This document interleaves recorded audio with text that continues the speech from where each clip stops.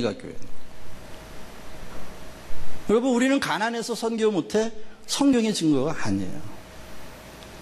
가난하기 때문에 해야 된다는 거예요. 가난하기 때문에 선교를 해야 돼. 왜? 조금이라도 빨리 종말이 오면 우리 교회가 성장 다 해가지고 그 다음에 종말을 데리고 오는 게 아니고, 지금이라도 종말을 데리고 오면 교회의 완성, 존재의 완성은 빨리 오니까. 나중에 해야지. 그런 교회는요, 이런 사람하고 똑같아. 아, 돈 많이 벌면 하나님이라 할 거야.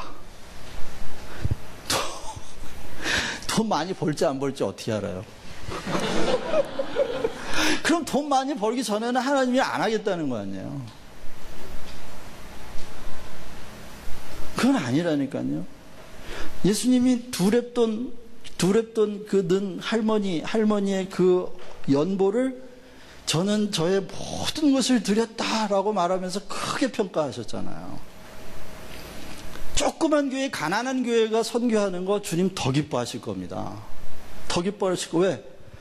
주님이 빨리 와야 한다는 신앙 고백이 선교예요. 주님이 빨리 와서 이 종말론적인 메시아 공동체가 빨리 존재적으로 완성되고 하나님의 나라가 빨리 완성돼야 한다고 하는 것. 그런 신앙 고백이 선교예요. 그렇기 때문에 복음의 일꾼이라고 말했던 사도 바울은 자기를 교회의 일꾼이다 또 이렇게 얘기해요. 다시 말하면 자기가 교회에서 파송됐다는 거예요. 교회를 위해서 선교를 한다는 거예요. 왜? 교회가 궁극적으로 메시아 공동체이고 여기에 종말이 와야 그 완성이 되니까. 그래서 자기는 복음의 일꾼으로, 선교사로, 그렇게 교회의 일꾼으로 나가서 일을 한다는 거예요. 그런 바울 같은 종말론적인 신앙이, 바울이 종말론적인 신앙을 가지고 데살로니가 전서 후서를 기록하잖아요. 깨어있으라, 그가 도둑처럼 오신다. 언제 오실지 모르는데 2000년 전에 그렇게 깨어있었어요. 금방 오실 거라고 생각했는데, 우리는 아마 성경을 읽으면서 아유 2000년이나 지났는데 아직도 안 오는 거 보니까 앞으로 한 4000년은 지나야 되겠다. 이거는 미련한 거예요. 미련한, 깨어있는 게 아니에요. 그래서 종말을 적극적으로 기다리는 선교가 시작되기를 간절한 마음으로 빕니다. 그 다음에 이름에 나타나는, 잠깐만 다시 볼게요. 자, 여기를 보시면요, 제가 어떻게 그렸냐면, 그거 보세요. 성령께서, 성령의 역사가 이름을 통해 나타나는 게 예배라고 그렸어요. 저기 보세요. 자세히 보시면은 성령이 이름을 증거하는 데 나타나는 성령의 사역의 하나가 예배예요. 또 반대로 이렇게 가면 그 이름의 주인이신 그분께서 성령을 통해 나타나는 사역이 성령 세례와 성령 충만이에요. 자, 그러면 먼저 예배인데, 그 이름에 나타나는 예배인데요, 예배는 죄송해요. 정신없죠? 구약의 예배가 있고요, 신약의 예배가 있어요. 좀 달라요. 구약과 신약의 예배는 통일성이 있으면서도 좀 달라요. 자, 먼저 구약의 예배를 보면, 구약의 예배에는 반드시 제단이 있어야 하고, 제물이 있어야 하고, 제사장이 있어야 했어요. 제단, 제물, 제사장. 그 말은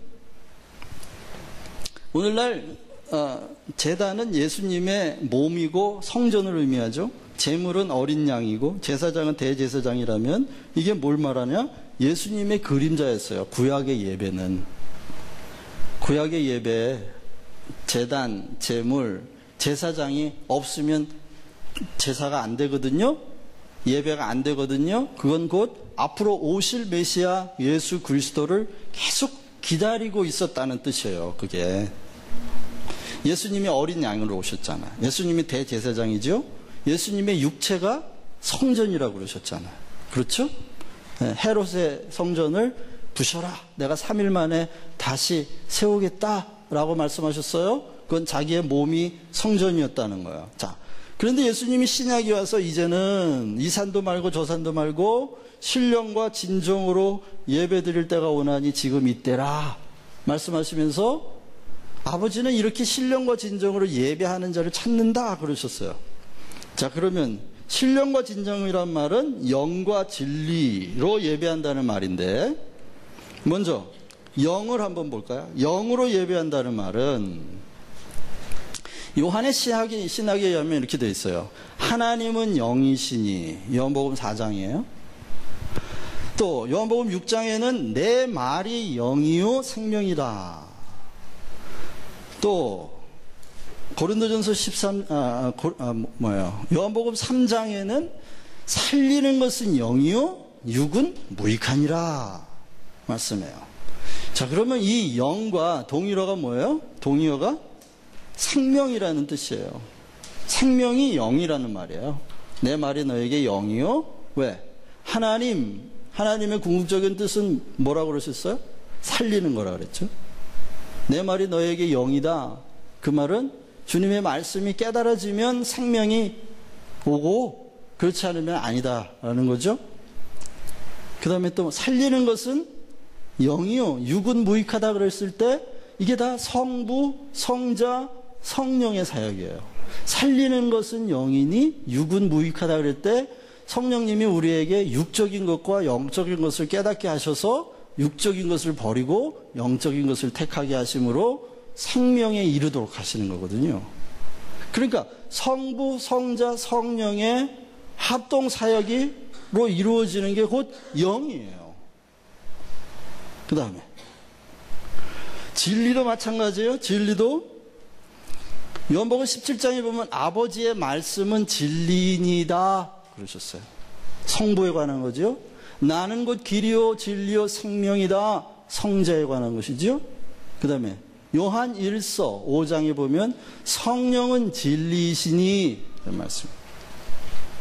그래서 요한의 신학에 의하면 이 진리도 성부, 성자, 성령의 삼위 하나님의 연합사역으로 증거되는 것이 진리예요. 그리고 그 진리와 동의어가 뭐냐? 생명입니다. 그러면 예배가 뭐냐? 이것은 생명사건이에요. 어떤 생명사건이냐? 죄인이 자기 생명으로 나아가요. 생명을 들고 나가는 거예요. 아까 피를 보고 넘어가신다 그랬죠? 자, 피를 바르면 산다 그랬어요. 그런데 그 전에 하나님 뭐라 그러셨냐면 내가 사망의 사자를 보내는데 그때 온 집안에 있는 장자를 다 죽일 거다 그러셨어요. 장자를 다 죽일 거다. 그러면 피를 바르면 무슨 뜻이죠 그게? 피를 바르면 내 집에 죽을 장자가 있다 없다? 없다? 장자가 없는 집은 피를 바를 필요가 있어요 없어요? 없죠. 자기도 차남이고 아들이 없으면 바를 필요가 없지. 그런데 만약 자기가 장남이고 자기 아들이 장손이야. 그럼 이 집에 안 바르면 이 집에 몇 명 죽어요? 2사람 다 죽는 거지. 그런데 여기다 피를 발랐다는 건 무슨 뜻이에요? 우리 집에 죽을 사람 있다 없다? 있다. 죽을 사람 있다는 거예요. 그럼 피를 보고 넘어간다는 말은 내 집에 죽을 사람 있습니다. 내 집에 죽을 놈 2놈 있습니다. 라는 그 고백을 들으면 넘어가겠다는 거예요. 그게 왜? 죄인은 죽는다. 그게 하나님의 공의거든요. 죄는 용서할 수 없다. 그럼 여기다 이렇게 피를 발랐다는 건 회개했다는 얘기죠. 나 죽을 놈입니다. 하나님의 공의에 의하여 여기 죽을 놈 있습니다 하고 손들었다는 거예요. 그러면 그 고백을 듣고 너는 내 공의를 인정했으니 넘어간다. 그런 뜻이라는 거예요. 그래서 죄인은 항상 어떻게 해요? 자기 피를 들고 자기 생명을 들고 하나님 앞에 나가야 되는 거예요. 그런데 자기 생명을 어디다가 전가해서? 짐승에게 전가해서 짐승의 피를 자기 생명으로 여겨주십시오 하고 하나님 앞에 드리는 것이 구약적 예배였다면 이제는 영과 진리로 자기 생명을 들고 나간다는 거예요. 성부, 성자, 성령의 삼위일체의 연합사역으로 이루어진 영과 진리 안에서 내 생명을 들고 나가는 거예요. 다시 말하면 예수 그리스도의 십자가가 하나님이 이 땅에 가져오신 하나님 나라를 가져온 하나님의 은혜의 사건인데, 그 십자가에서 예수님이 죽으실 때 내 이름으로 죽으셨기 때문에 진리 안에서 누가 죽은 거야? 예수가 죽은 거야? 내가 죽은 거야? 같이 죽은 거지. 예수님은 육체로 죽고 나는 믿음으로 죽고 같이 죽은 거야. 그래서 예수 그리스도의 십자가 피, 그리스도의 피를 가지고 가는 게 자기 생명을 들고 나가는 구약적 예배와 똑같은 거다. 영과 진리로 예배한다는 말이 바로 그렇게 진리 안에서 이미 나는 죽은 사람입니다, 예수와 함께 죽은 사람입니다 라는 신앙 고백을 가지고 나가는 거야. 그러면 생명의 운행자이신 성령을 통해 생명이신 주님을 매개로 생명의 원천이신 하나님을 만나는 사건이요 사태다. 왜 제가 사건이요 사태라고 그랬을까요? 한 번 만나면 끝나는 거예요? 아니에요. 한 번 만나면 끝나는 건 아니에요. 나올 때마다 만나는 거고, 피를 들고 나올 때마다 주님이 새롭게 만나주시는 역사이기 때문에 이것은 사건이에요. 사건. 그러니까 신령과 진정으로 예배한다는 말이 이제는 목숨을 걸고 예배한다는 뜻이에요. 내 존재와 내 삶 전체를 예수 그리스도의 피에 담아 그분을 매개로 내가 하나님을 만난다는 거예요. 그래서 생명 사건이어야만 한다라고 말씀드린 겁니다. 그런데 교회는요, 예수 그리스도의 이름이 바로 그러면 교회에서의 가장 큰 사역은 뭐예요? 예배. 그게 교회 안에서 한쪽밖에요. 이 예배 속에서 죄인이 하나님을 만나는 사건이 없으면 예배가 아닌 거죠. 생명을 들고 죄인이 나가 생명의 원천이신 하나님을 만나는 사건이 없으면 이 바퀴 하나가 고장난 거예요. 이게 바퀴 하나가. 그럼 주님이 교회의 머리이시기 때문에 바로 주님이 경배를 받으시고 주님이 예배를 받으시고 하나님을 만나는 매개로서의 생명의 역할을 감당하셔야 되는데, 교회의 머리라는 게 무슨 뜻이냐? 머리라는 말은 근원이라는 뜻입니다. 남자가 여자의 머리다. 그 얘기는 유교적으로 위에 있는 사람이다, 수직적인 고참이다, 또는 뭐 지배자다, 이런 뜻이 아니라고요. 성경에서는 남자의 머리가 여자 아니지? 여자의 머리가 남자죠? 여자의 머리가 남자, 그 얘기는 남자가 생명의 근원, 여자는 생명 자체. 여자가 어디서 나왔으니까? 아담의 갈비뼈잖아. 남자 속에서 나왔다.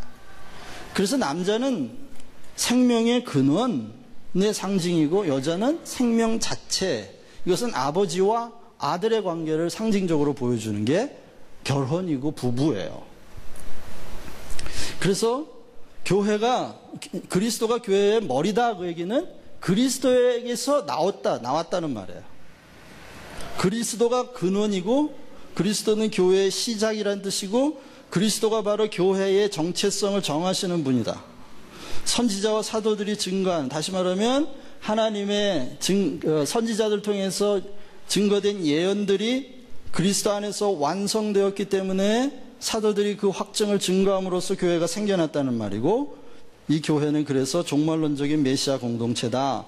그 말이 그리스도가 교회의 머리라고 하는 말이 몇 군데 나와요. 하나는 에베소서 1장 22절인데 거기에 보면 그리스도는 만물을 충만케, 그리스도는 교회의 머리라 만물을 충만케 하시는 자의 충만이니라, 이런 말이 나오고, 만물과 연관해서 만물을 충만케 하신 분인데, 그래서 교회의 머리란 말은 만물을 충만케 하신다. 충만케 하신다는 말은 이제 만물의 창조를 완성하신다. 아까 말씀드린 대로 만물 중에 특별히 인간의 삶과 존재를 포함한 온 만물의 창조가 완성되게 하실 분이 바로 그리스도다.